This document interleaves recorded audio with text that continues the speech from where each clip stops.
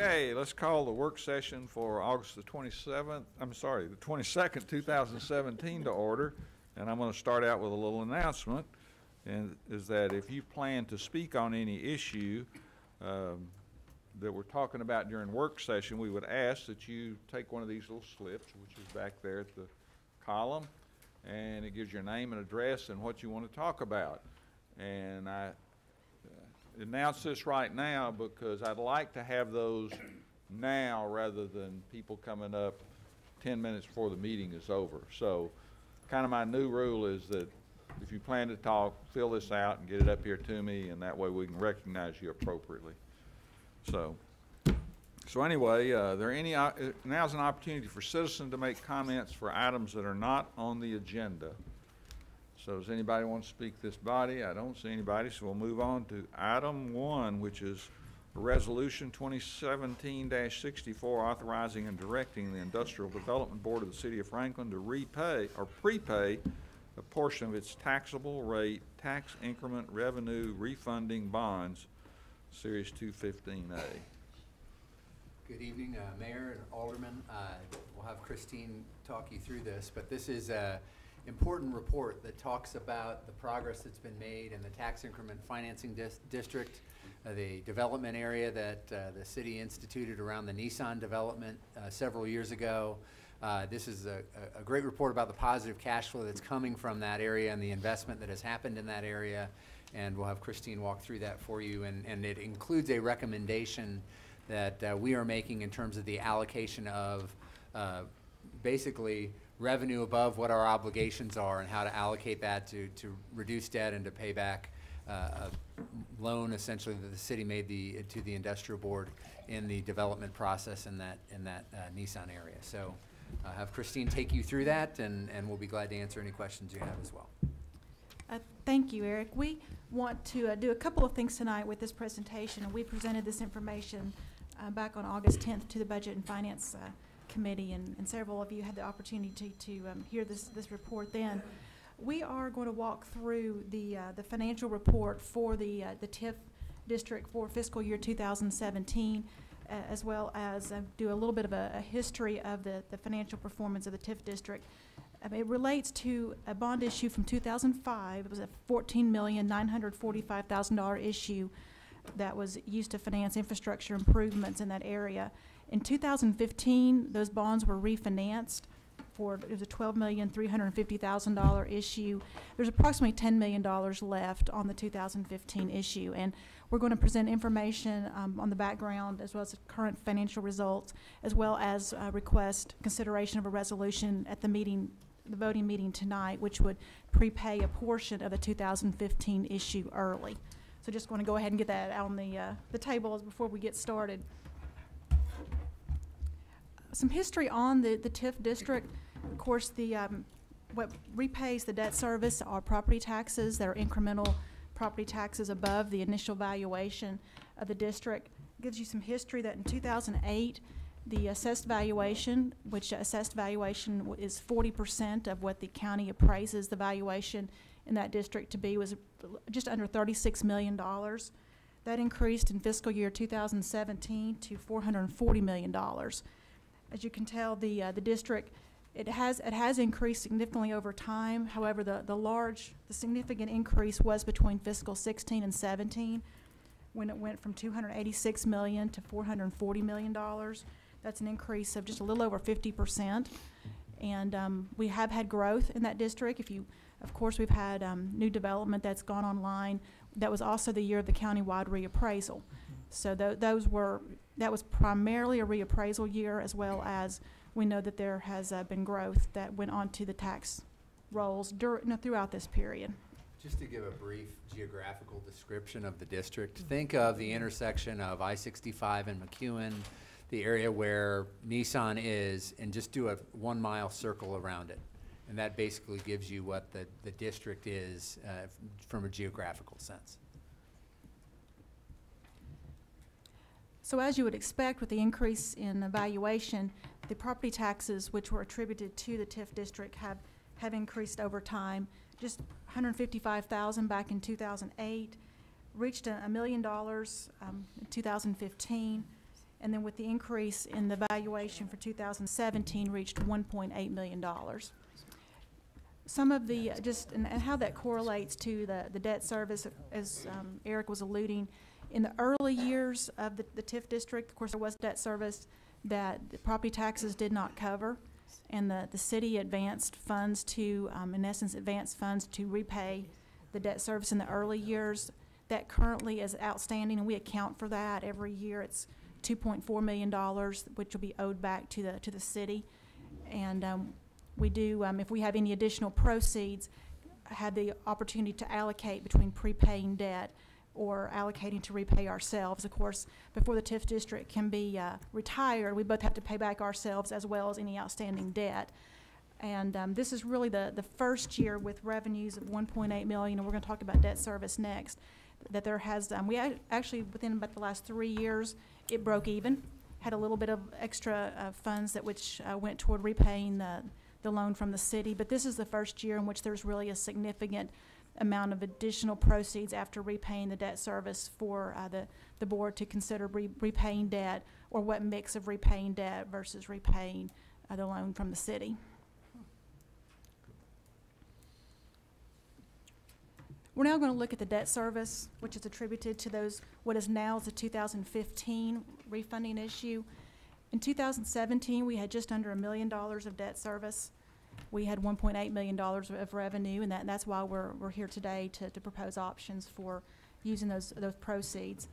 The debt service schedule from the 2015 bonds, as you can see, had plans to begin paying a little bit more debt service, a little bit more principal beginning in fiscal 18, which we were programmed to do. We start paying just a little over $1 million in principal. The way the 2015 bonds were structured, the bonds from 2020 to 2025 were variable rate, the principal that's due in those years. The early portion of that amortization that's prepaid or repaid through 2020 is fixed rate bonds. So it's a combination of fixed rate and variable interest rate. But as you can see, the bonds are scheduled to amortize through 2025. And the proposal that we're bringing to you is actually prepaying off of the back end of the amortization, which are variable rate bonds. We'll be paying, until we're to that point where we're completely repaid, we'll pay our current obligations and prepay off that back end and kind of walk to where we completely have the 2015 bonds paid off. Did you say that which was also fixed and variable between that time, between 20 and 25? Yes, the 2015 bonds actually had fixed rate bonds issued with final maturity in 2020, and then the variable rate bonds had maturities that picked up in 2020 and went through 2025. Okay, got it. So we're currently paying interest on those variable rate bonds that were placed in the back of the amortization. Got it. Okay.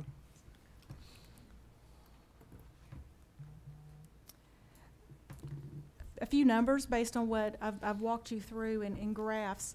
We did bill property taxes in fiscal year 17 of $1,839,725. We do go ahead and account for what has been billed but not collected as of June 30th. That was $34,957. We will in time receive those funds, but there is a process for collecting property taxes that are not paid at the end of the fiscal year. There is an appeal on the assessment that is still pending with the State Board of Equalization. It's on a couple of parcels, but that appeal is still pending. And so we do need to account for that as we do our accounting for the fiscal year end. That's for $46,589 of property taxes, which leaves us a net property taxes of $1,782,968. When we net off the principal and interest that we had paid in fiscal year 17, it leaves us net property taxes of $813,251. And that's the amount that we're here to propose an allocation, primarily repaying we'll call it the bonds, which is the 2015 bond issue, and then what the documents call as the loan is the loan from the city of repaying debt service in those early years of the TIF district. All right. All of us have a problem with this cutting off, or at least we do, with the cutting off of here. So the last one is net property taxes less debt service expense, is that correct? Yes, ma'am. Oh, it's up there, I'm sorry. Yes, So that is the property Yeah. taxes that were billed less what we had not collected on June 30th, less the appeal less the amount, appeal, okay. which is the Yeah, 1.7 million. Yeah, I could just look up there, I could actually read that one. The other one, I'm sorry, I was looking at it Not going. at all. This is how we do accounting, so it does get Yeah, a I little know. bit into the weeds, but. Oh, I should have looked up, but the last slide was like, okay, what is it? But Thanks. exactly, makes a very good point that we are accounting for a couple of line items that were not considered as part of current year taxes for 17. Okay. What our recommendation for the $813,251 is, of course, we went back and dusted off the documents for the 2015 bonds. There are parameters for how to repay bonds early, and we actually have some flexibility to do that. We, with the variable rate bonds, actually have a little bit more flexibility than fixed rate debt, as well as, that is just a preference for us to prepay what's on the back end of the amortization. We are recommending using $700,000 to repay the variable rate portion, and that would actually be maturities from 2025 for April, and then also April 2025, and then a maturity that's on January 1st, 2025, which we actually would be paying in 2020 into 2024. So we would recommend paying $700,000 early on the 2015 bonds, and use the balance, which we're estimating is $113,251 to actually account for repaying the loan back to the city. So in essence, we have to take certain denominations of funds we can repay the bonds back, and then use what is in essence kind of the remaining amount to repay the loan to the city, is how we would recommend breaking out the accounting between the $813,251. It's not a penalty for early payment? No, ma'am, there's no penalty for early repayment. We simply just have to work through the documents on giving notices, and we would certainly be able to, in fact, upon your approval this evening, we would go ahead and start issuing notices to BB&T, and we would be able to repay on October the 1st. Right. And Right. is there an amount that we save by doing it? We save about $100,000 in interest costs over the next 7 years by going ahead and prepaying, because we're having to estimate what variable interest rates will be during those periods. I use the current rate, which is 1.8%. That's about $100,000 of saved interest over that period. So there is an interest savings to this proposal as well. But about $100,000. About $100,000, 7 years. assuming 1.8%. And we're just I having wish it were to. per year. I do too, but we're thankful to have very low interest rates, but certainly there is a savings to repaying earlier. And I would say that this is this year, and so we're expecting to be able to do the prepayments again. I mean, surely those property taxes are not going to drop. You know, Yeah, There'll be you'd more. be able to do that and essentially not only save that kind of interest rate or interest payments every year, but also bring that retirement date That's right. of all the debt Yes. closer and closer and Yes. closer each year as we go. So this is a nice step forward. It certainly Yeah, is. it's good. And this is the way these TIFs are supposed to work. Exactly, that's, yeah. Yeah. And that's They're part of working why we very wanted to go through this with, we asked the committee if we should bring this to the full board. This Yeah. could set a precedent for the steps where every year, as we close the books, we can come and give a report on the Sure. TIF district, and It's good. and certainly have a process that is set up going forward. But it does also require, any prepayment of debt requires approval by resolution of the board in order to Oh, be able full to do that. resolution? So the next, just the steps, I know you're very accustomed to a bond refunding, which for public offering has lots of documents and rating agency Yeah. calls and such. When you actually prepay with cash, there's not nearly as many steps and documents. There's a few documents in the resolution we're asking you to consider tonight. It's a one-page resolution, this most simple Yeah, right. bond Great. type resolution you've probably ever seen, but there is required approval of a resolution, and then we have administrative approval with the industrial board, which we've already started working those mechanics and how that will occur, and then we have to, of course, send notices out. And with your approval tonight, it will take about 6 weeks to effect a defeasance date of October the 1st. So with very few documents to be done, very few notices, there's very minimal transaction costs, and there is no as we've talked, no prepayment penalty.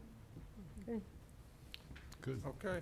Great. Everybody good with Great. that? Ready to move to Great. number Thank 2? you, Christine. Yes. Very good. Good job, Christine. Thank you. Overview of the Christine. purpose and methodology associated with revising the city's parkland impact fee ordinance. Thank you, Mr. Mayor. This next item is, we're returning to a topic that we talked about many months ago now, or several months ago, and wanted to bring that back to you in terms of the additional work that has happened regarding the revisions to, proposed revisions, potential revisions to our city's parkland impact fee ordinance, and update you on terms of where we are, and really kind of get you back in the groove of thinking about what that means and how that impacts our ability to provide park land and park services to new development that occurs in the community. So this is really to bring you back up to speed and show where we are. There'll be additional discussion and meetings coming forward in terms of specifics around the revised ordinance, but tonight we really want to just re-engage in the dialogue with you and share some information and go from there. So Vernon, you want to take it away? Thank you, Eric, Mayor and Alderman. As Eric said, this is more of a cursory review of where we've been and where we're at. As staff, Lisa, Lynn, Jim Savoda, Mark Hilty, and Shauna, we've all been working towards finalizing the draft ordinance to present to you, but we thought, since it's been a while, we'd go over the basic framework of the ordinance, and if you had any additional guidance or questions for us, we could take them and come back better prepared when we bring the draft ordinance.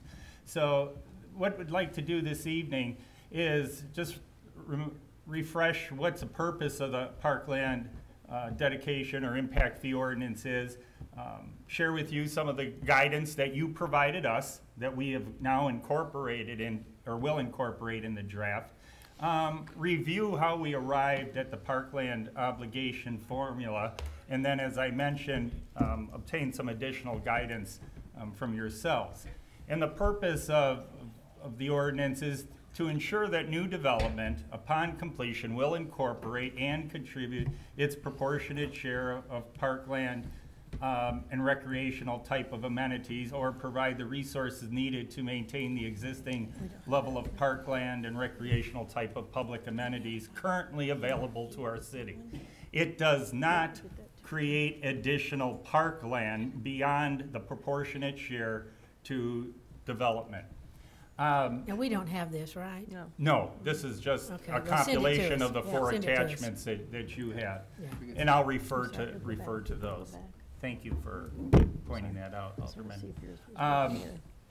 Lynn had, you may remember when we had come back a couple years ago, Steve Sims, who was with us at that time, had conducted quite an intensive analysis of property data information to arrive at what the value of land was, the average value throughout the city, taking away our historic properties, homestead properties, properties along the interstate.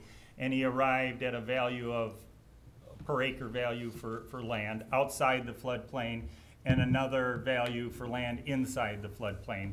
And in your, one of the attachments was the analysis that Lynn updated that now shows, based on the county assessor's updating of land this past year, that land outside the floodplain, the average is $62,121. Inside the floodplain, it's $45,747. And we can talk about that more as we go forward. We also, when we met last time, we talked about community parks. And it seemed to be the consensus of y'all to ensure that some of the monies received from parkland, the Parkland Impact Fee Ordinance, was going towards community parks. So we've included that 25% of the funds that we would receive when a development doesn't include parkland type amenities or greenways, would go directly into a fund that would go towards community parks citywide. The only exception to that would be when a developer was developing a subdivision that had at least 347 units, and they were going to create and required to create at least a 5-acre neighborhood park. Neighborhood parks was one of the primary concerns and directives that you all provided, that we need more neighborhood parks in the quadrants where the development occurred. So in the case of a developer building a larger development, and in the event they can provide at least a 5-acre park fully improved, they would receive 100% credit from their parkland obligation to build and provide that park. Portion of fees in lieu for neighborhood parks. Well, if 25% of the obligation goes towards the community parks, 75% of that obligation would stay in the quadrant of the city that where the development is occurring. All right, so and then the incentive for developers to include public and private parks and multi-use trails into the development. It is intended that this ordinance will create the incentive for developers to incorporate park-like type amenities within their respective neighborhoods that they're developing. And right now the city has collected a little bit more than $4.5 million, but there isn't any provision for a developer receiving an offset for making that improvement unless we have come to you through a modification of standard or other method. So let's take a look at how we arrived at what the obligation per dwelling unit is. And this might be familiar to you, and I'll draw your attention to the red numbers on the screen. In 2015, our population was 67,502. The new certified population is 70,908. We didn't change the amount of non-historic parkland and on and off-road linear trails, nor the private pools of 47 acres that we had identified previously. So therefore, the amount of non-historic parkland in our community is a little over 425 acres. So what is the level of service? Back in 2015, the level of service was 158.5 people per acre of parks. Based on our new census and population, it is now 166.5 people per an acre of parks. That's the level of service that we hope to maintain by collecting a parkland impact fee when new development is proposed for Franklin. The census in 2010 revealed that there's approximately an average 2.4 people per dwelling unit. So the service level is 166 people per acre of parks divided by 2.4. So it's really almost 70 dwelling units per acre is what we have as a level of service for our citizens in Franklin today. So if we take a look at the cost of land, and I shared with you in red what the current costs would be, to determine what the cost per land in dwelling unit would be is simply dividing the number of dwelling units into the cost of acre, and that would equal what the proportionate share for each dwelling unit would be required to contribute. And that's $895 per dwelling unit for land outside of the floodplain, $659 per dwelling unit for land inside the floodplain when we accept land inside the floodplain, which we have done previously. So that's only one half of the equation. The other half of the equation, and that's a shortcoming of the current ordinance, is what is the development cost, the improvements to make a park a park. So we had in the master park study that was adopted a couple years ago, determined that a 5-acre neighborhood park has certain amenities, and those amenities cost a little over $1.1 million, okay?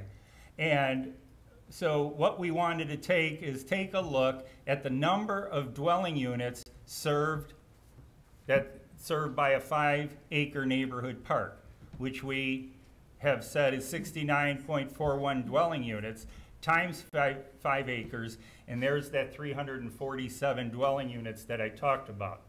If a development comes in and we're trying to build neighborhood parks, and it has 347 or more dwelling units, hopefully they can provide a 5-acre neighborhood park in their subdivision fully approved, in which they would receive an offset of their obligation. Vernon, does that, Why would we ever let them Go ahead. buy their way out of that? Well, we'll get to that point. I only have a couple more slides. is to go. that, is that 5 acres intact in one spot? Yes. Or can it Yeah. be all No, it would be intact, contiguous? Okay. one contiguous parcel. Okay. So to get to the improvement cost of this formula, we take the cost to improve a 5-acre park divided by the 347 dwelling units, the 5 acres. So the improvement portion of the parkland impact fee is a little over $3,400 compared to, when we did this in 2015, it was close to $3,600. So what this last slide shows you in the red is what the final obligation is per dwelling unit. Land outside of the floodplain is $3,404, the bottom of the screen. Inside the floodplain is $4,068 per dwelling unit. And you can see what it was in 2015, not much difference. We talked about the quadrants that we have in place, and this is reflective of the current ordinance, in which we've identified a average price per acre, which is greater. That was done back when we adopted the ordinance, and it went into effect shortly after July of 2008. But that would be the quadrants that we use. I want to take you through something that's in your packet, and it was on the back of the Parkland Impact Fee Summary, if I could. And I want to give you an example. Wait, Is that the where's generic that? neighborhood? Generic neighborhood? Generic neighborhood? Not the No. neighborhood It was the park. land The evaluation? example parkland impact fee calculation. Oh, yeah, okay. Wait, Parkland where- impact. we What is have it like? that? Is it like Third one down. the third one? Park, Okay. Parkland impact fee summary. Oh, okay. Got it? It should be at the top of that quadrant map. Is that Don't have that. So I don't have the that. third one down, isn't it? Third one down. No, it's not, the third one down Are here. you talking Parkland impact fee summary? Yes. Yes. It is. It's the third, 1, 2, 3, fourth down. It's the fourth one down, yeah. I mean, Okay. the legislation. on. Yeah, I didn't Yeah. go under Got legislation. it. Legislation and then- As you okay. scroll Gotcha. down on Gotcha. that sheet, we did a very simple parkland fee calculation of 10 dwelling units. Oh, And yeah. what we made an assumption that a developer was coming in proposing a subdivision of 10 dwelling units.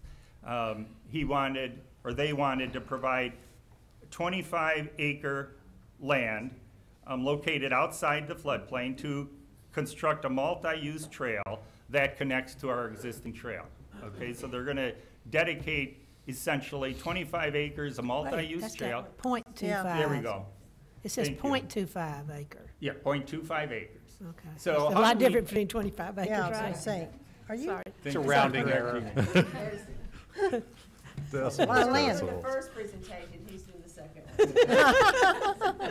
You're funny. But go ahead.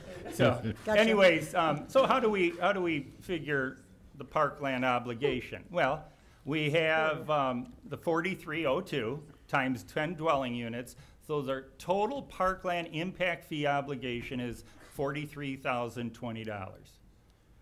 Since this development is not going to provide a minimum 5-acre park, they're going to contribute 25% towards community parks. That's $10,755 that's designated for improvements to community parks citywide.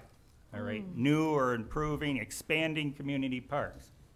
So that remaining, that means that there's $32,265 remaining. So now this developer wants to contribute and improve a quarter acre of greenway that connects to our existing system. So that quarter acre times 62,000, and that's just rounded off, comes to $15,500. That's the value of that land for that greenway. The improvements were just made up a number of $10,000 to grade it and pave it. Oh, that's the made-up number. Just for now. Okay. I mean, we'll validate any improvements by invoices. So essentially, that's for that developer dedicating and improving a multi-use path, a greenway. The value in this example is $25,500. That gets deducted as the incentive from the $32,265. That leaves $6,767 to go towards expanding neighborhood parks in the quadrant where the development occurs. This is a very basic and simple example of how the Parkland Impact Fee Ordinance will work.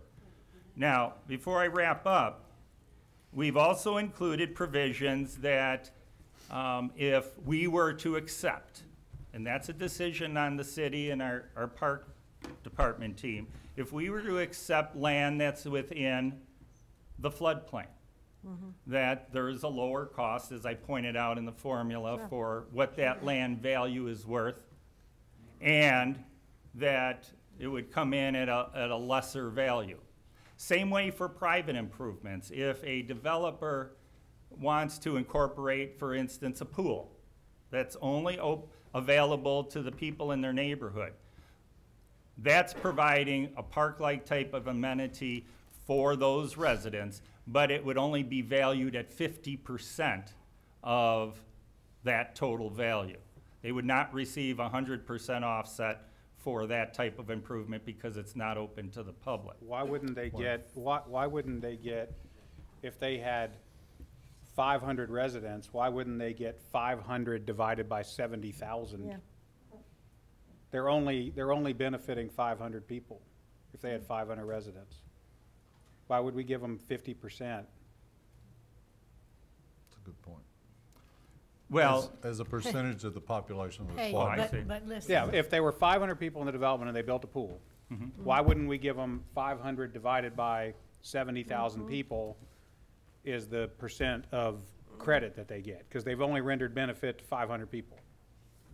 Good point. good point. I think you're trying to put it in the context of a neighborhood park, Yeah. which largely serves the neighborhood. Well, You're but not I giving can, the same credit. I can ride over to Bev's neighborhood and put my kid on a swing. Yep. Sure But can. but you can't come to my neighborhood without a key fob and get into our pool. You gotta be an HOA member. Right. I mean, the developer shouldn't get the same credit or even half the credit, in my view.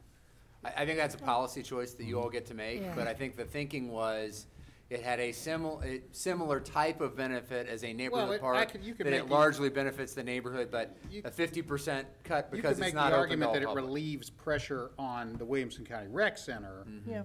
and, okay, I Or get it. other amenities, Or yes. all the other pools in the community that they might otherwise go to. So we can pick a number. But it's gotta bear more relation, in my mind, it needs to bear more relation to the number of people who have access to it than to Sure. half the population. I agree. And would it also, the facility, would that, Dana, would you see that as being different if it was a pool versus a, say, a tennis court? I would say if you're, I mean, no, because if it's accessible to the Yeah, private to only the ratepayers private. only, you've rendered an indirect benefit in relieving burden on the 6 tennis courts in the community Right. that are available to the public. That's fair. I'm not saying they should get, I don't think I would say they should get no credit. So we can pick a number. But I'm coming at it from the standpoint of, if you render a benefit to a small number of people, you get a small credit. But wait, let's say, how many pools does the city of Franklin take care of anyway? Zero. Zero, that's right. It's So, county. you know, I'm Well, we just- want to encourage people. That's We don't right. want to create perverse incentives. We want to encourage people That's to right. create amenities Right. in their own neighborhoods, partly for traffic reasons and partly because the world is better off if we have these amenities. So I don't want it to be a dead weight on a pro forma for a developer. I mean, I don't want it to be something that they go, well, we would have built a pool, but it's just cost prohibitive by the time we did all the math. Exactly. That's fine, I get it. We do want more pocket parks and more tennis courts and more of all that stuff. Well, So we can again, debate the rate at which they get a credit, but I think be careful. I think I'm coming at it from a much more diluted credit than anything like 50%. It should be a proportion of that population to the quadrants population. Well, I mean, I think we ought to talk about this again, because there are a lot of things. We basically have, how many neighborhood parks that the city controls? Yeah, how many?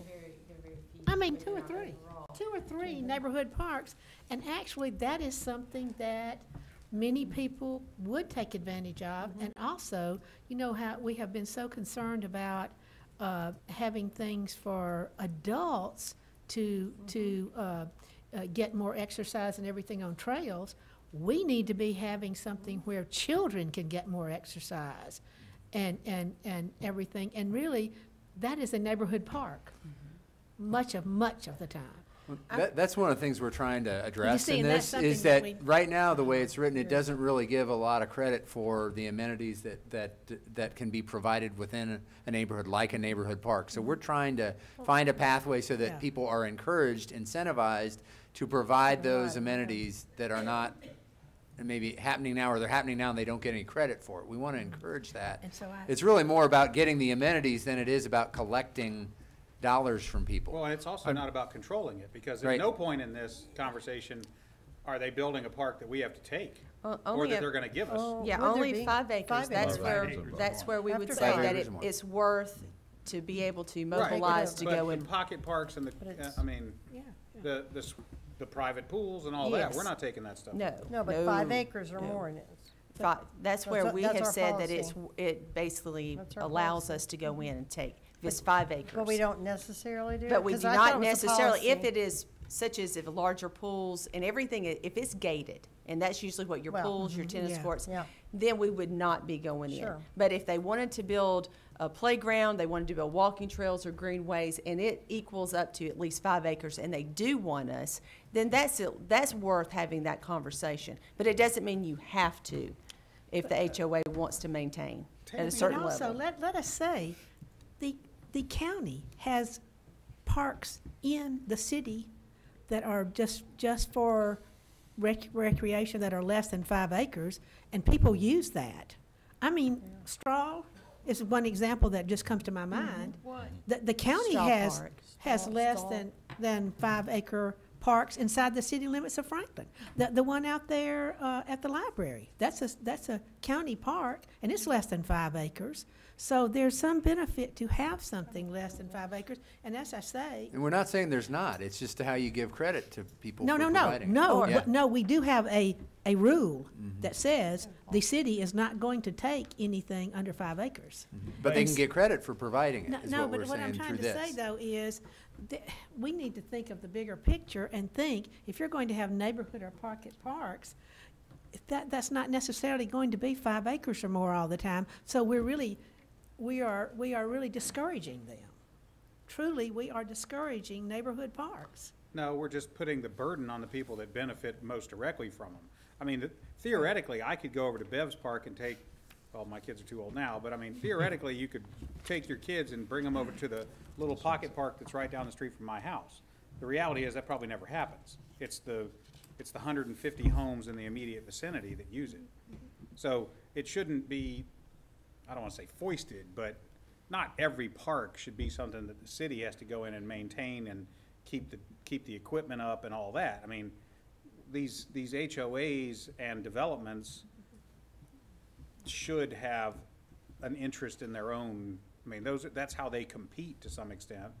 And, I mean, if you want to do more, I mean, you should. I think there's a lot to talk about in this, I you did know, have a and that's what we're question. doing, Well, we right? could go I mean, back. no, I mean, we're also, Where'd we get Look at this. 347?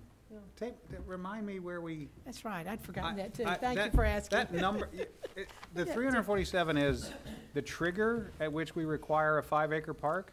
That is when Number of the units? obligation 347?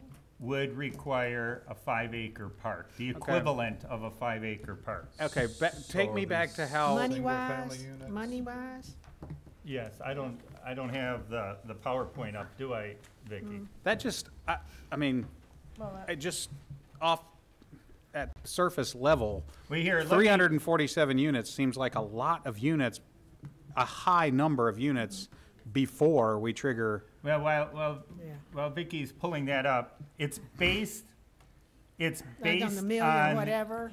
on million. the improvements. Oh, that's the improvements. improvements. It's not the land.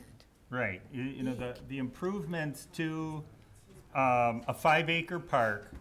No, not the million. Yeah, but Yeah, it that's is, how we it get is, there. It is how they got it. I We get guarantee there. you. the million?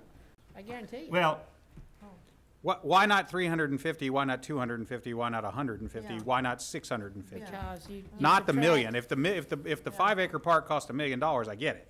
That's it. so, what, It is, that is it. did she pull it up yet? Yeah. So we've determined that based on our population and the acres of park we have currently, 425 and a half essentially, that when you divide the number of parkland we have today into the 70,908, that's 166 and a half people per acre of parks. And then the census tells us that there's an average of 2.4 residents in each home. And so we take the 166.5 people per acre and divide it by a home, which is 2.4, to come up with 69.41 dwelling units. And if we times that times 5 acres, which is a 5-acre park, that's the 347 dwelling units. So what you're saying is that when we enact this ordinance, we're locked into the ratios we have. We can't aspire to be better. What you're trying to do is meet the current service level for new development, Okay, why not more? because you're putting a greater burden on new development than you put on the existing, What you're saying is Community. lawyers. pretty much, yes. Okay. It has to be Where's defensible. that? It has to be Where's that defensible that on? we are that we are matching current service levels on future development. We're not asking future development to do more than So what if we currently got exists. aggressive and spent general fund Yes. money and built still more, we could start changing the ratios. You would start changing the Yes. value. The formula is what it is. It's based on census and Yeah. parkland that we have. So we can't at the make time. new people pay for more parks than we had when they got here. Yeah. Correct. Basically, yes. Well, now, Any that's a impact rotten fee, state road of affairs, impact isn't it? fees, Eric's parkland. right on Hey, that. now tell me that after we've got this road impact fee, that the level of service is not lower than it was? Well, that's partly We go because through we the made, same exercise. we made political Yeah. decisions, in fairness, as you know, Yeah. we made political deals to not tax things at 100%, to take out connector roads. I mean, we watered it down. We could have put it to, we could have put it to the buyers coming, and for political reasons, we didn't. Now, we may all regret it, but the formula, we watered it down. I mean, that's a There was fact. some sense to that. though. I'm not saying it Yeah, was there- irrational. No, We, I we, don't think it we, was, we but- might have, I'm not even saying it was a bad decision, because we knew what the numbers were, and had we pursued them aggressively, Mm-hmm. we might have altered the outcome, you might have had unintended consequences. You might have started making things not happen because of the burden you were putting on them. So I don't Could have not- backfired. yes, you badly. could have stopped, you could have gotten no revenue Yeah. instead of some. Yeah. So hopefully that answers your question. It How we does. It's arrived just- at And that. so what page is this on? So- I can't find it in That's- here. That was That's on the there. illustrative exhibits. Oh, that back. That's on the Yeah, illustrative. the same one we were I'll looking at. Continue on Okay. down. Let me Second. skip ahead just for a 1, 2, second. 3, 4. Let's pretend that the the now scheduled construction of Mac Hatcher Northwest opens up vast acreage for development in, say, the northwest quadrant. What going to. arrangements do we have? Because as I recall these numbers, the northwest quadrant, for various reasons, kind of didn't get the same cut the others did. There was a perceived need in the results for greater funding in like the southeast and east. But wait, it's because the quadrant 4 already has a lot of parks in it compared to all Quadrant these. 2 And quadrant 1. or 4, the northwest The quadrant. northwest quadrant Okay. is 4, I think. Okay, so we're And it- saturated with parks, great. 3 and 1. Yeah. When all that opens up, is there gonna be, is that, It's- if, You use the same formula. So when that opens up, then that money in that particular, if It's there's a in the- development, either you can assign it to existing parts in order for growth, or you can develop new. Yeah. So it's really driven by the new development. And we may want to go back and look at that. We need, for yeah, further there's- discuss- as there are we a lot of discuss things this we need to further. discuss. I think some of that was based on what we projected as development going forward too, in terms of what demands that might place versus what's projected in, say, the southeast, which has probably a higher count Right in now, terms of right residential now. units. I can't tell you what the future holds, except I can tell you that Mac Hatcher being built will create tremendous pressure Yep. for, Sure will. there will be applicants in large tracts, in all likelihood, coming in the northwest quadrant, And there's quadrant numerous 4. people that I are would, wanting to if sell. I may, Mayor, I would say that Alderman McClendon, you hit on two very, very key points here, and what we learned through this exercise is, first of all, that an impact fee ordinance is intended for new development to pay its proportionate share to the level of service that currently exists within a city, and that's what we're trying to do. Not create any more than what that development impact will be based on its density. The other point that we had gleaned from you all in our previous discussion is creating neighborhood parks and creating the nexus of where development occurs to the accessibility of residents in those neighborhoods to get to a 5-acre neighborhood park or amenities. And then I believe it was you, Alderman Clinton, who came up with the great idea that many, Probably not. well, it was, that many of our residents, children, use the community parks, use the dog parks, use the ball fields, and that's where we came up with 25% of the obligation being able to be used citywide to expand community parks. I think that was my brilliant idea. Of course, you're gonna bring something back. Yeah, and oh, I yeah, think they're that- looking that for we some need to talk direction some more, as yeah. far as anything additional Well, you might Or want any in other there. information. How Yeah. about, I got another question about, we were talking about, connecting, about the pools and I'm trying to think remember my thought on that. It was, we talked about the dedication for the pools and what. Like the more private amenities. Yeah, private amenities. Okay, so what if they are, I knew I was thinking about, I remember. What about the trail systems and greenways that they put within those not private developments, but within a subdivision like West Haven, McKay's Mill, Fieldstone Farms, whatever. But it also, it's not like the pool where only their residents go. What if it's connected to the outside so people can bike through and everything? So how do we decide on that? It's still land, even though Sure. it's in linear feet, it's still land. So you calculate land as well as construction cost. So they would receive credit for those things. Mm-hmm.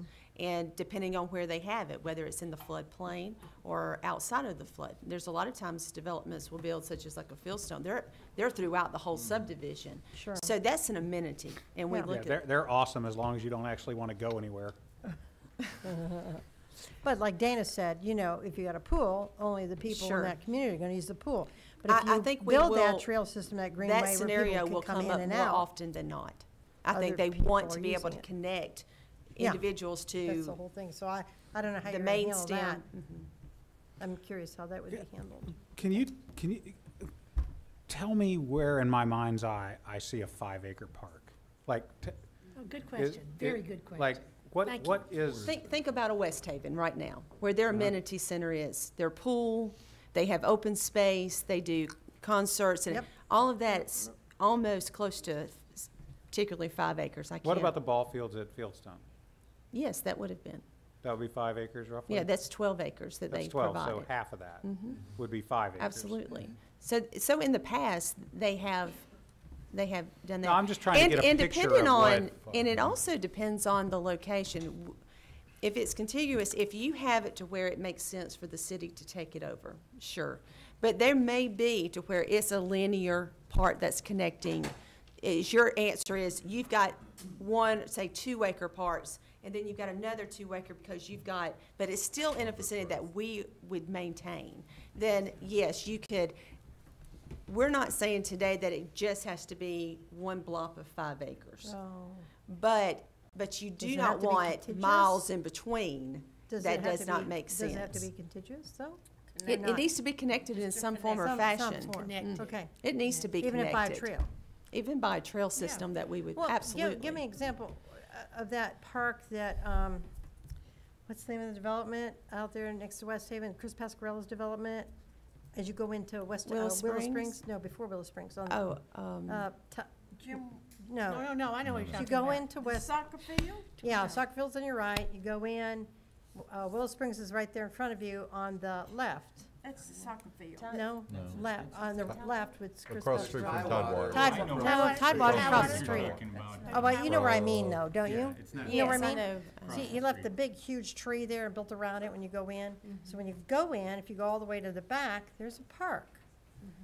Do you know how many acres that is? I don't. I don't think it's 5. Barclay. Barclay, Barclay, that's yes. it. Yeah, Thank you, well, Margaret. There you go, Margaret. Thank you, Margaret. Thank Yay. you, Margaret. Barclay. Good memory, Taking you out Margaret. for Holy I do. cow! ice cream. She's going for ice It's like cream. playing 20 questions. Well, it's- I do not, but So I That's was a really wondering, good that's not, question. But that's that's not a 5 really good acres though, question. is it? I don't know. But the I don't 5 know, acres but- is but about is what that the 5 city's acres? gonna It's not 5 maintain. acres. Absolutely.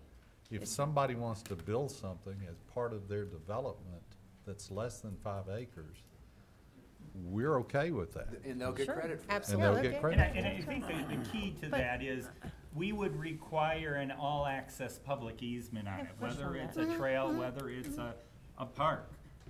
And that would have to stay that way, would be platted that way. And it has to be maintained by Yeah. the association that way. Okay, but back to Barclay Place. So I don't think that's 5 acres, but who maintains that? They do. Their Probably HOA? Sure they do. Okay, HOA. all right. I still think a swimming pool is probably one of the most expensive amenities that's gonna be in a neighborhood. And long-term. And because those are more likely in the neighborhood going to remain private, I don't want them to be able to take, say, a 50% windfall.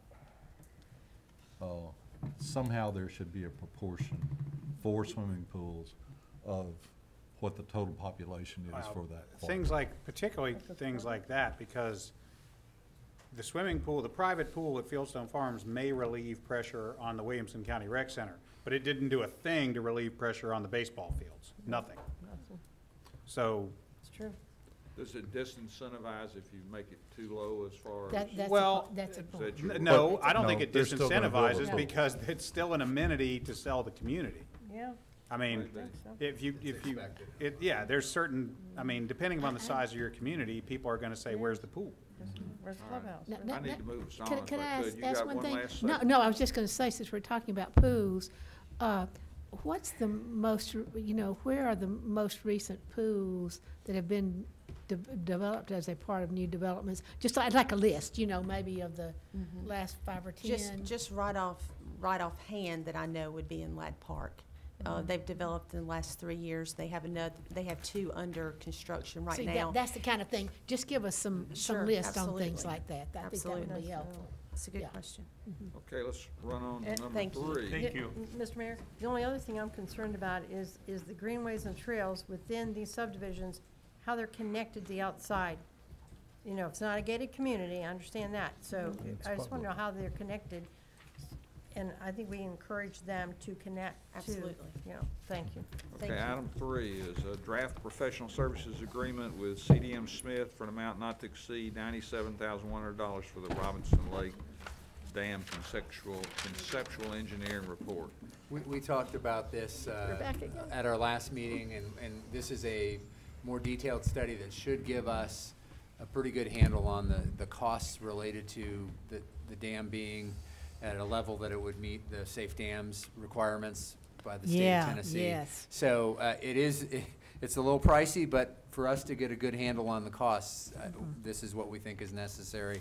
We have written this, I think, in such a way we're still finalizing all Yeah. the elements of the agreement. So if you want to approve this tonight, we'd ask that the motion include direction for final approval by the city administrator and city attorney so that we can fine tune the language. We're trying to get this going as quickly as we can, just so that we have an answer to some of those questions about potential costs for Robinson Lake. Because there are a lot of little iffies in what they're saying here, Yeah. you know. Okay, so where do we stand in terms of, you know, going with this agreement? You remember we talked at our last meeting about the fact that there was kind of a deadline, but you, Yeah, what we've Tell done us at a this little bit point about is that. essentially the closing on the property is on hold till we can Okay. do this study and have a handle on the cost and make some decisions around how we might modify the agreement related to that, or if we may decide that we want to terminate the agreement if it's overly expensive. I mean, this will give us information that we can That's make right. informed decisions on. And you gave me some authority. I'm going to use it as I think is necessary, but I also don't be surprised if we bring some things back to you along Yeah. the way as well, just to get your guidance. We need to get these answers, and this helps us do that. Paul, I don't know if there's any specifics around the scope that we want to cover, or No, basically, again, we're just trying to see what is the bare minimum to come in compliance with the Safe Dams Act. So we're gonna be meeting with the Tennessee Department of Environment and Conservation Safe Dam team. We're gonna do additional geotechnical investigation. We have to do a hydrologic and hydrological model to look at, what's needed at the spillway. And then again, just a very high-level conceptual design, which allows us to put better, more accurate numbers to the improvements that are needed. Do we have an estimate of how long the study will take before we get final? CDM Smith is committed to 45 days to try to get it done. Wow. Following that 45 days, then we'll probably sit down and present that to Eric and the team, the CIP team, and try to make decisions on where do we go from there. You have a question, Mark? Yes, is this just the study, or is it the study and the design of the repair? It is a very conceptual design and study, and Both. high-level cost estimating, all of the above, 45 days. Everything but the actual construction? That is correct. and not final design. It is That's enough right. of a design that we can do reasonable cost estimates. So if you decide to do this, you'd need to do some additional design So we work gotta to get do- it ready for construction. So there'd be more money for more design? There would. Gracious. and how much have we already lot paid of them for money. this? We've paid CDM Smith around $5,000 for this work. Okay. For the okay. I preliminary just didn't one we did, remember. yeah, I this- didn't have time to look. So we've already spent 5 on it? 5,000 on that first study that just gave us, that highlighted some of the Yeah. issues that have brought us to That's this some point. It concern. told us there Brought were it- brought it to problems. light. Yeah. Okay, all right. All right, item 4. But now, wait, may I ask, so whenever this comes back, though, Well, we have to decide, don't we, on whether we want to go forward or not? Is that right? Well, Is it just the staff that's going to decide whether we want to go you've forward? given me some authority so I that know, I that's can what I'm trying to negotiate on say. your I behalf. wanna know about that.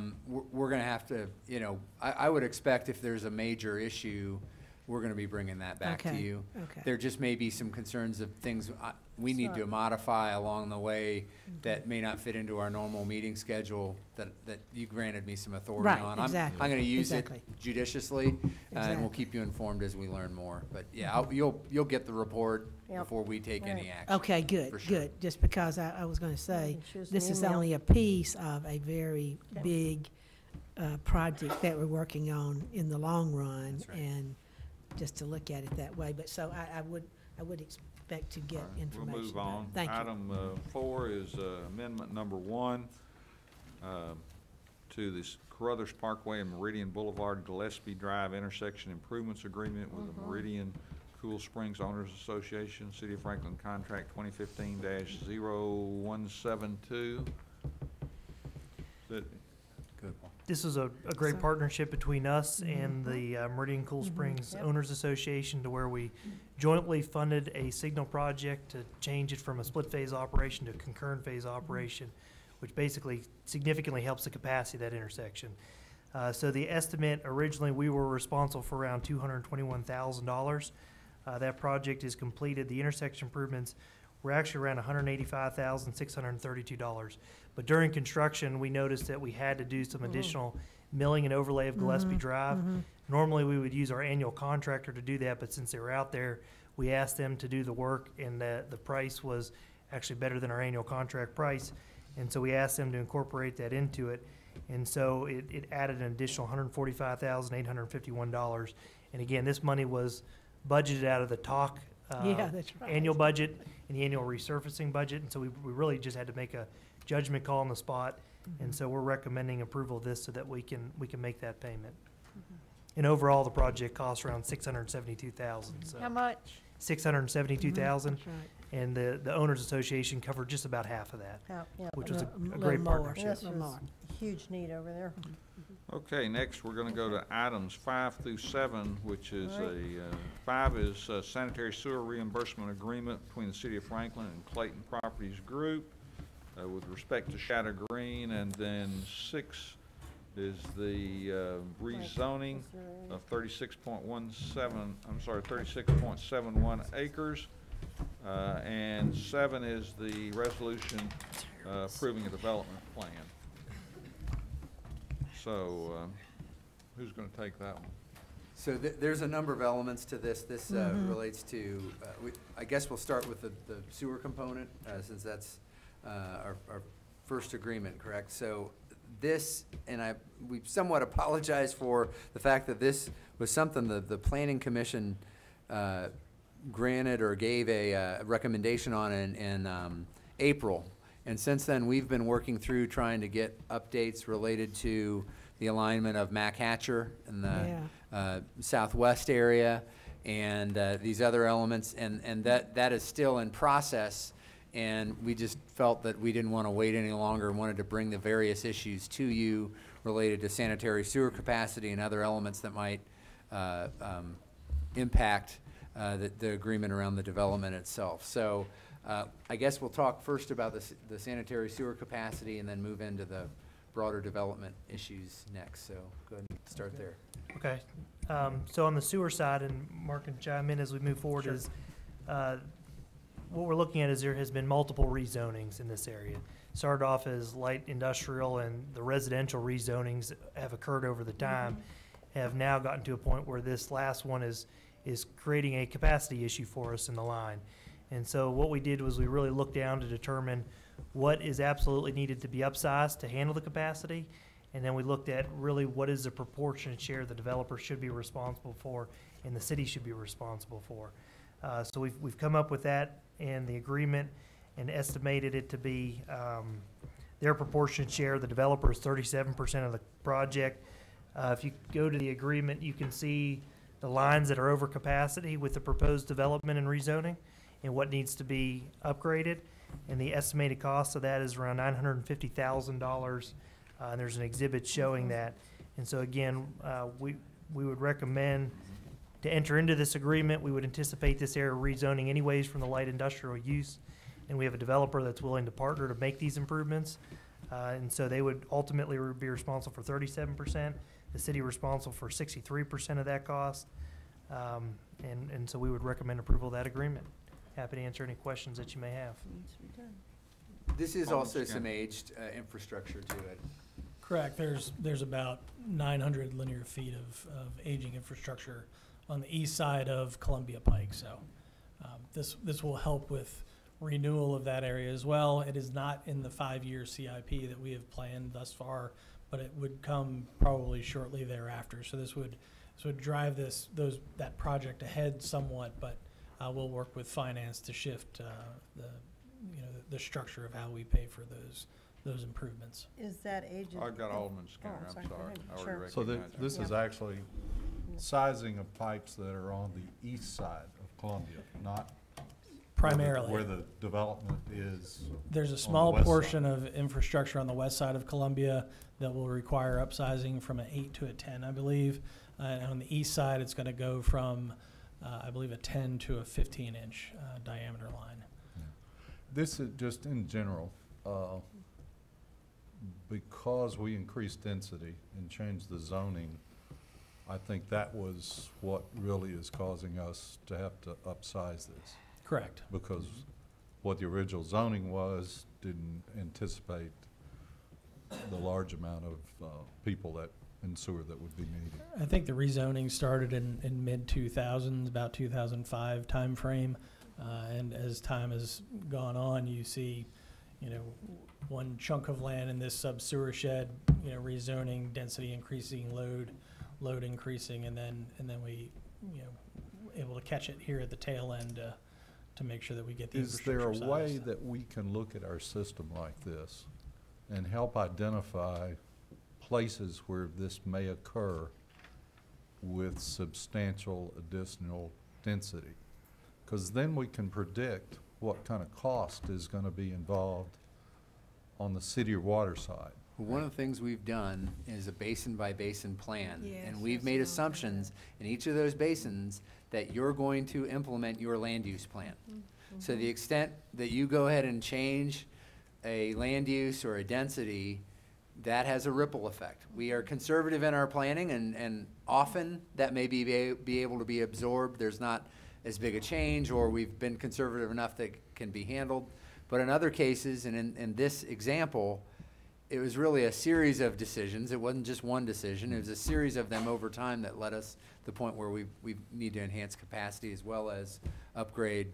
It's clay pipe in that area Right. too that needs to be addressed. But we're doing two things here. But it's something to think about as we talk about these elements, and to be intentional about the sewer impact and what did we assume in that basin plan. Because we've really tried to link land use and infrastructure very clearly, especially in sanitary sewer basins. I know, and the basin plans are really a 10,000 Yeah. feet up Right. plan. Some of these things, Have to be- if we know the history of, there should be more, I would hope staff would say, okay, you can increase density, but there's gonna be more cost on sewer because we're gonna have to upsize. Yeah. It's not, yes, there's a connection and, we can provide sewer. It's what kinds of things are gonna have to be done because of our choice of additional density or different zoning. Correct. And that helps us make the decision on those things too. We continually refine how that works through the availability requests, through development agreements, the Watson Curd branch, infrastructure improvements, that we're working through right now as part of that, and identifying, future capacity issues.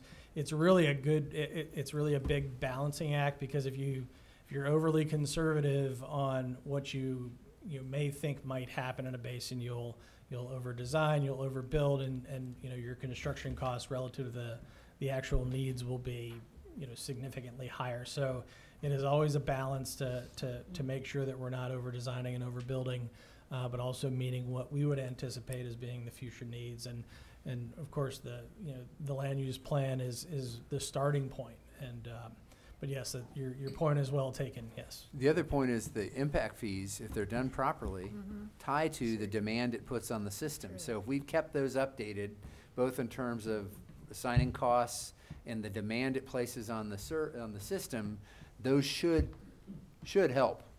I don't know that they fully address everything that we're dealing with here, but they should be some benefit there too. And we've gotten a lot. Got Alderman Berger Oh, I'm next. sorry, I was just gonna say, we've gotten a lot of that. Go ahead. No. You want to finish that? Well, I was just gonna say, our water and sewer impact fees have been mounting up, in that sense. Right. We've started working through the impact fee modifications. We talked with you all a number of months ago about the impact fees, and we're going to be looking to bring some information forward to you all again here in the next month or so. Okay, We've got Alderman Berger, all right. and then Alderman Martin. Okay. sorry, my phone keeps, we're on baby watch. So, that's why my phone with me here. Yeah, we're on baby watch today. Your comment? Yes, my comment, I'm sorry. Hey, I'm excited here. What Yeah, color is, good. what's the baby got on tonight? I don't know, Go ahead with your but it's a comment. girl. It's coming. Okay, so the piping, that's why I was interested. You said it was aging piping. Remember how bad Hillsborough Road was, that piping under there? It was horrible. Yes. So you're saying that this piping is so bad that is it probably not as bad as that? Is it? But it's It pretty, functions. it's pretty aged, and we're probably gonna have issues with it. Right, it's clay pipe. It functions currently. We would expect to have it on a CIP within the next 10 years. As I said earlier, it's not in the 5-year CIP, but we would expect it to fall within the next 10-year timeframe. just, We have a number of priorities throughout the city that we're trying to pick away at, as you all know. You know, we're trying to balance the project load with the funding, available funding, and so on and so Yeah, forth. So this, I was just curious, the condition of it, and the other thing, how does this all play out with, you know, Columbia Avenue improvements? Yeah, so the way the exhibit and the agreement shows, we've coordinated the two conceptually in the exhibit, and so when the plans come in, what we're gonna do is overlay the functional exhibits and keep the sewer borings underneath Columbia outside of that proposed right-of-way, so we're not having to relocate them again. Regardless of what we do, we're gonna have to go and obtain private easements to fix this problem. Yeah. If it moves forward now, or if it moves forward in the future, either way, we'll have to do that. And so we'll work closely with the developer and the impacted property owners to, on that final design. See, I hate piecemealing things, and if we can coordinate all this and get this going with development and the piping and the sewer, that we have to do all this, and then the Columbia Avenue, it just makes sense to not piecemeal it. And I'm a little concerned that we start doing that, we really need to look at the big picture here. Yeah, we'll be looking at the big picture, and luckily the sewer's got to be the deepest, and we're going to try to get it as deep as we can to get under the stream, and so there shouldn't be any impact, and honestly, the roadway's going to have to adjust to the sewer regardless. Okay. Alderman Martin. Okay, got it. All right, this land was zoned light industrial. And Way back. what does the land use plan say about future development of this particular area? Sure, so the design concept in Envision Franklin was actually is mixed residential. So it does allow for single-family homes, big houses, townhomes, things of that nature. So this follows the land use plan? So when this project initially came in, it was, I believe Envision Franklin was in between the second and third reading, so there was a little bit of interpretation there. So it was kind of right in between that, but what it is now within Envision Franklin is mixed residential. Thank you. Other comments or questions? Y'all want to talk about the rezoning anymore, or about the development plan? And I've got. Brad, anything? Yeah, go ahead. Yeah. You wanna walk Um, So just real quick on the rezoning, essentially the kind of the same things I mentioned. The applicant is requesting rezoning from light industrial to SDR 5.0, and then also another portion to estate residential. That was recommended favorably. As for the development plan, at the time, the applicant was proposing to construct 22 townhomes and 10 multifamily apartment buildings for a total of 182 units. The townhomes would match the existing townhomes constructed through the Green PUD subdivision. A condition has been added that requires the approval of Mac Hatcher alignment by TDOT. Will be required. I know that there's been issues with the TDOT alignment from TDOT, and I don't know, Greg, if you'd like to speak to that. I'm happy to speak to that. My name is Greg Gamble, representing the applicant, Goodall Homes, in this PUD development proposal. And what we are proposing is a residential development on a portion of this large property that it sits behind Target and Kroger Shopping Center. The portion here to the south, where Mac Hatcher would cross the property, would be rezoned to estate residential, so that it is in line and matches the properties to the south of it.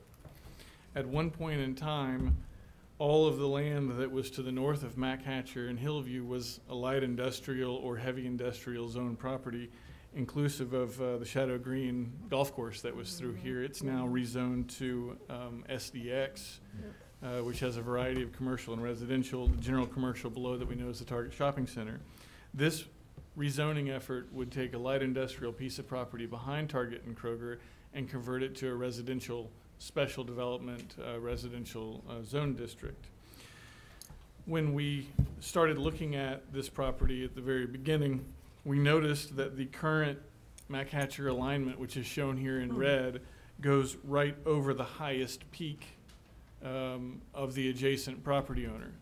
That would require significant elevation changes, as much as 70 to 80 feet in some locations, to keep the alignment of Mac Hatcher where it's currently designed. We've proposed an alignment that would go between the valleys of the two peaks. That would lower Mac Hatcher by 20 to 30 feet in some locations, and in our opinion was a much more desirable location for Mac Hatcher. We've presented that design to TDOT. They've reviewed it. They've now come back and they've asked my client to spend additional money doing an environmental analysis. Before we spend that money doing the environmental analysis, which is pretty expensive, they are interested in having your input on the contribution of the sewer improvement, so that we know that there's some sense in moving forward with that environmental analysis on Mac Hatcher. And that's why we're here at the workshop today, and I'm happy to answer any questions that you may have as well as it relates to that. Are you still talking about trying to connect to Mac Hatcher? There is a proposed future connection to Mac Hatcher that would connect from the city's facility directly out to Mac Hatcher. This road connection would be constructed by the developer so that the emergency services here would have a second way in and out. However, the connection from the proposed development to Mac Hatcher would be graded. It would not be an actual road, but all of the earthwork and all of the pre-planning for that road connection would take place with this development. So what are they saying about a connection there? That has TDOT. been a part of TDOT's review of our plans, this connection, and Paul made sure that that was included. And that's been a part of their review as far as I know. Yeah, What the that- way what I are they look at it thinking? is with Mac Hatcher and Hillview Lane, we're gonna have to tie Hillview Lane somewhere into Mac Hatcher. This is a good location. You're gonna what? Have to tie Hillview Drive or Hillview Lane. Yeah, the current proposal with Mac Hatcher someday in the future, once it's constructed, is to turn this portion of Hillview Lane into a pedestrian-only greenway trail. Therefore, some other connection to Hillview would need to be made, and it would likely have a dead end going toward the east. And so we were trying to look at lining those intersections up. It doesn't mean it'll be a full access intersection, but we'll have to provide access to them.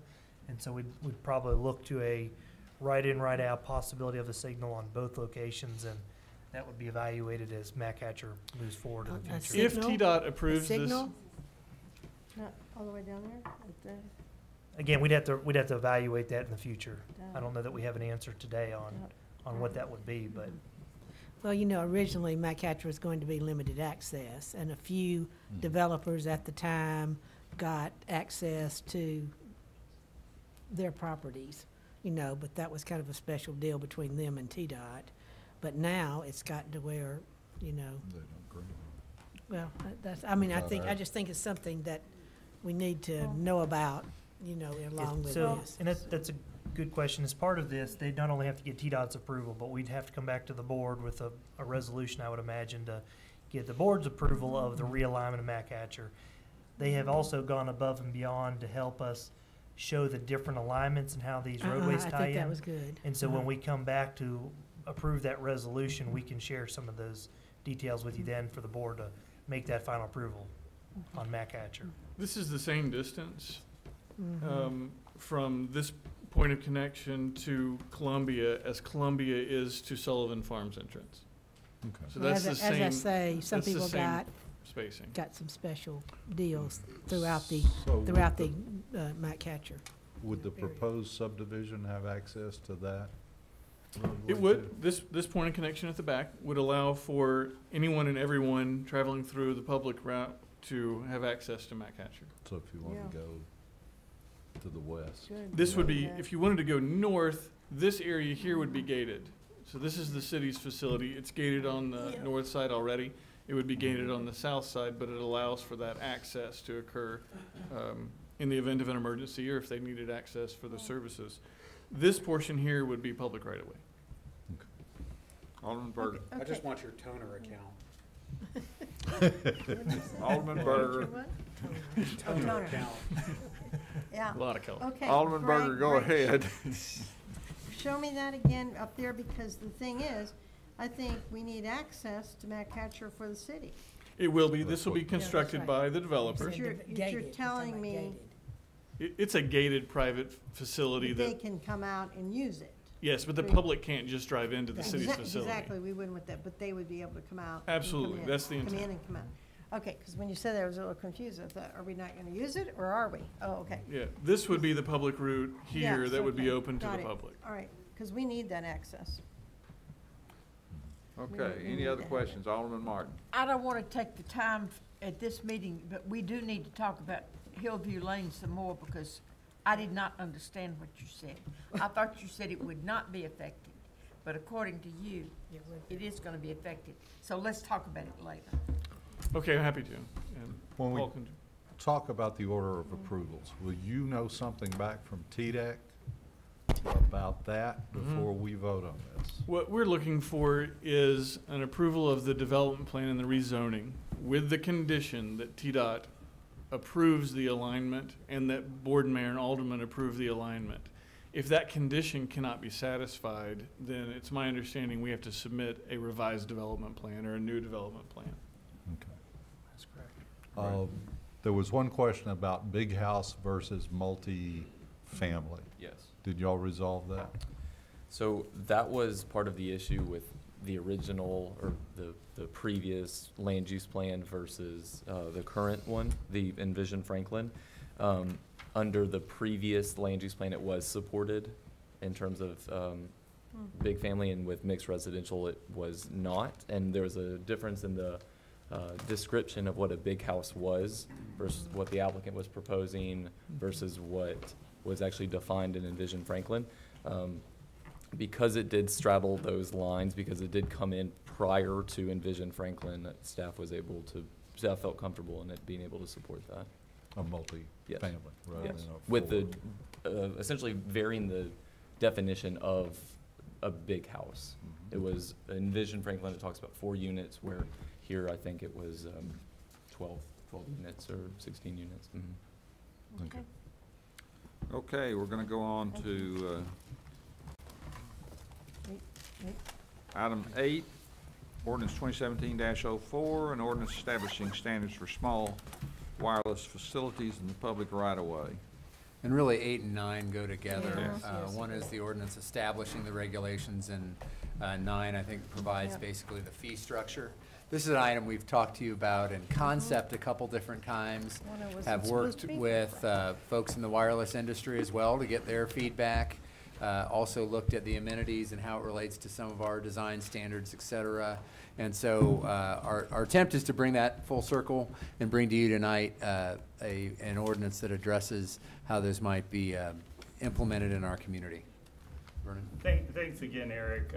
As he mentioned, when we came before you in May, we showed you some illustrations, and rightfully so, you expressed concerns with how these small cell facilities would end up looking in our community. We took your guidance and went back, Sean in particular, received significant input from the providers, and we believe we've drafted an ordinance now that gives the city the control needed to ensure that the small cells erected in our community will be aesthetically compatible to adjacent neighborhoods. So I only have 4 slides, but, But you know. we don't have those. Pardon me, no. We do not no. have, okay. Well, send them to us, and That's, small cell wireless technology, what's in it for the city of Franklin. We talked about connectivity. We need to, providers have limited capacity in their networks and their bands now because they're served primarily by the tall towers that had been used over the last several years, and installing smaller devices now allows them to provide more capacity. Essentially, it's building a smart infrastructure, and in a community like Franklin, that gives us a competitive advantage for our businesses and residents just to communicate more fluidly. This ordinance, as I mentioned, will allow us to implement devices that are aesthetically pleasing, and here are a few examples of devices mounted on top of utility poles. Here's one that's on a decorative pole on a street light, and in the ordinance, if there's a new pole that needs to be installed, we can require a street light to be placed on it.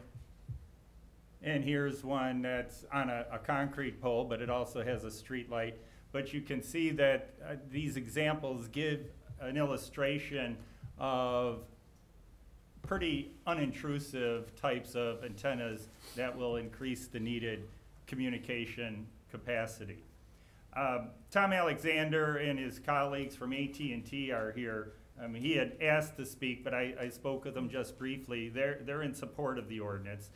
They've complimented staff, and almost all that accolades go to Shauna for drafting the ordinance, and we believe that it will achieve the desired result. But with any new ordinance, as we implement it, if we're seeing things that aren't achieving that desired result, we'll come back and amend it.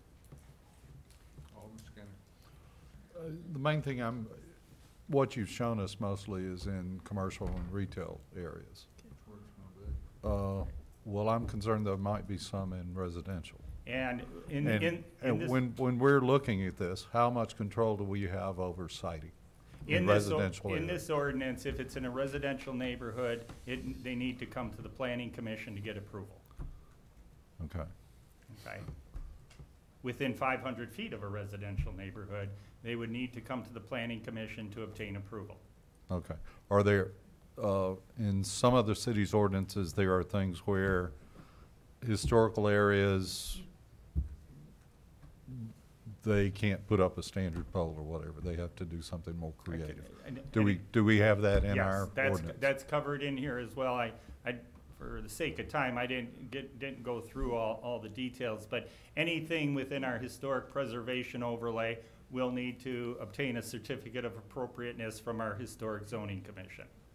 I will also say why you've asked that question, Alderman, is that this ordinance requires an agreement, a right-of-way use agreement that will show where the operator wants to make installations, in which we approve the type, style, and color. Once that is approved, that agreement's approved, then they would attain an installation permit to install that within our right-of-way and provide the required liability insurance. Then also, they would pay a nominal annual fee for having that device within our right-of-way. And that's on the second part of the ordinance. But we still have control over siting. Yes. Instead of them saying we're going to put 500 in here, we would go and say this one's okay, that one's not okay. This ordinance requires co-location if there's devices planned for within 500 feet of another device. Now, there may be exceptional circumstances regarding technology that we would look at that may be able to provide relief, but the majority of the relief that would be required would be by our planning commission. So there's that additional level of oversight. Some of the recommendations are that they be located on some streetlights. Have we coordinated with Middle Tennessee Electric on which types of streetlights these would be allowed on? Middle Tennessee is open to allowing those devices. As you know, the city leases the vast majority of streetlights from Middle Tennessee. We own a small percentage of those streetlights. So Middle Tennessee has indicated a willingness to allow those devices to be placed on streetlights, and we're still coordinating how that would occur with them, because they own the streetlights. The Right. city simply leases and pays the energy charge for the ones of Middle Tennessee. Again, and I said it briefly, and just to repeat myself, is that we believe that we have a workable ordinance that allows the deployment of this type of technology in our community to keep us competitive. And if we see that it's not going the way we expect, we'll be back before you very quickly to make certain changes. Also in this ordinance, we provided the ability to develop some guidelines in a manual that if they're minor changes, we can publish those in a manual and then use those as we review certain agreements and plans. And the fees, there's a review fee in the first place, and that's when they present the plans. Right. And then it's an annual fee of $1 per, $100 per unit. When an operator, Annual. when an operator makes an application, that fee will be $500 to review the proposed agreement that we're going to create a model agreement, and the plan, in which we'll look at the color, design, and locations of those poles. Once that is approved and executed, then they would obtain a permit for the installation, $100 per permit per location. The annual fee would be $100 per location. Okay. Alderman Peters? Just one thing, and just kind of going through this, I saw that talked about the maximum height, and I did not read this extremely carefully. It's in section 6, but it says newly erected posts shall be similar and match the height design, but the structure, something, it says exceed the greater of 6 feet above the tallest existing utility pole in the right-of-way. I don't remember us talking about higher than the existing, but anyway, I just wanted to say, look back at that and see. I may not have read it carefully No, enough to see it. that's correct. I mean, we're looking Is 6 feet at. taller? 6 feet is not that intrusive, and we can show you illustrations. Okay, good. Just show us of one. that. That's fine. But 40 feet above ground level for new poles, unless there's other taller poles in the area. We'll have a chance to look at that. Yes, show us an if some of example. the Okay. black poles that are installed at some of the intersections, one over at Mallory, near Mallory and Liberty Pike, in which we have some of our traffic light signal technology cameras on, those are 50-foot poles, Okay. just to give you an idea of height. And it does have to be above the existing pole. I mean, they're gonna have to put it on top. And so we were working with how big we thought they would be Okay. on top. Okay, it says within 500 feet of the new Has to pole, though. be. That's a long way. But not for this technology. No, I meant, it's a long way, whenever you say higher than anyone within 500 feet. No, I see I know what you're talking about, but I'm just saying. Got a question, Alderman Burton? Yes, I do. Okay, so how does this set below the rooftops? I thought, are they, what I've read about them is that, you have these 2 nodes and they have to have a clear line of sight. And if they're below the rooftops, that doesn't give you what you need. So is this gonna be high enough in the area where they place these? I mean, These devices have to- should be installed Like they're in not- areas where there's high traffic, high density. And along those right-of-ways, which would be primarily arterials and collector roads. There may be instances that they need to be in some other place, a residential neighborhood perhaps. That's why we've included the Planning Commission to be a part of that discussion, and for the operator to provide documentation that that pole is essential. We also have to remember that the provider can put these devices on private property and on buildings. So that is something that staff will look at too when we get into installations that don't comply with the standards that we set forth. Now, also, I should say the state legislature as well as the FCC are looking at small cell facilities and how jurisdictions regulate them. We believe we're being proactive in getting an ordinance in place that allows us to have this technology deployed in our city in a timely manner without impacting our character and quality. So do you have to have a base station for this? Like, is there, you've got the towers, but isn't there a base station? There's No, you don't need that? I'm looking at Mr. Wagner, 'cause All your base are belong to us. There is associated equipment, as you can see on this pole here, but we've even provided size and dimensional requirements for any equipment, accessory equipment that's mounted on the pole.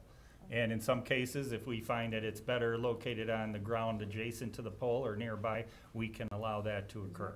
Okay, all right, All right, we're gonna go to item got it, 10, thanks. periodic review and update of city strategic plan.